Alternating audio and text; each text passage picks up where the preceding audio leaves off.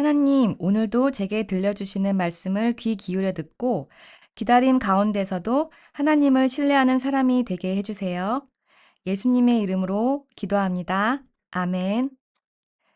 안녕하세요, 어린이 여러분. 여러분은 무언가 열심히 하려고 할 때 방해를 받아서 속상했던 적 있나요? 예를 들어 그림을 그리고 있는데 엄마가 숙제하라고 부르셨을 때, 친구랑 재미있게 놀고 있는데 다툼이 생겨서 기분이 상했을 때, 그럴 때 우리 마음은 어때요? 왜 하려고 하는 걸 못하게 하지? 나는 지금 중요한 걸 하고 있었는데 하고 속상하고 낙심되지요? 오늘 말씀 속에 등장하는 사울도 아주 중요한 일을 하고 있었어요. 바로 예수님을 전하는 일이었지요. 그런데 사람들이 그걸 방해했어요. 어떤 사람들은 사울을 죽이려고 했고 또 어떤 사람들은 사울이 무서워 쉽게 다가가지 못했죠. 그런데 오늘 말씀에서는 사람들이 무서워하던 사울에게 먼저 다가가 준 사람, 바로 바나바의 이야기가 나와요. 예수님을 믿게 된 사울이 예루살렘으로 돌아왔어요. 하지만 사람들은 사울을 무서워했어요. 저 사람, 전에 예수님 믿는 사람을 잡으려 했던 사람 아니야? 그때 바나바가 나서서 사울의 이야기를 모두 들어주고 사울이 진짜로 예수님을 만난 이야기를 제자들에게 전해주었어요.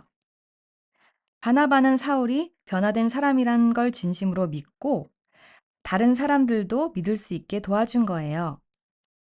바나바의 이런 모습은 사람들 사이의 벽을 허물어 주었죠.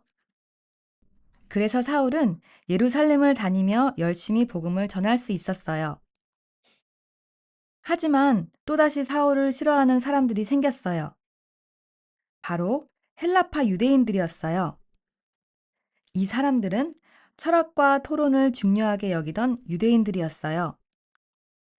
그들은 사울과 이야기하다가 논리로 이길 수 없게 되자 결국 사울을 죽이려고까지 했어요. 그래서 형제들은 사울을 안전하게 다소로 보내주었어요. 이후 사울은 13년 동안 조용히 고향에서 지내게 되었어요.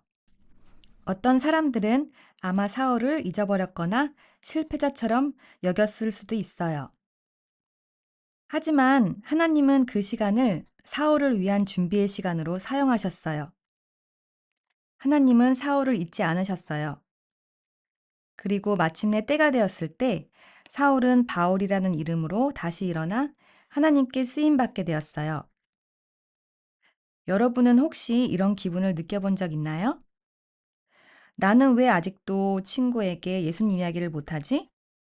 왜 나는 아직 하나님께 멋지게 쓰임받지 못하는 걸까? 이럴 때 우리 마음은 낙심하고 지치기 쉬워요. 하지만 하나님은 우리의 기다림의 시간도 귀하게 사용하세요. 우리는 지금 자라나는 나무처럼 뿌리를 깊이 내리는 시간일 수도 있어요. 이 시간에 우리가 해야 할 일은 하나님의 말씀을 꾸준히 읽고 기도하며 마음에 하나님께서 계시기를 구하는 거예요. 우리가 그렇게 준비되어 있을 때 하나님께서 꼭 필요한 순간 우리를 사용해 주실 거예요. 지금 이 시간은 오늘 들은 말씀을 마음에 새기고 가족들과 함께 느낀 점과 결심을 나누고 기도하는 시간을 가져보세요.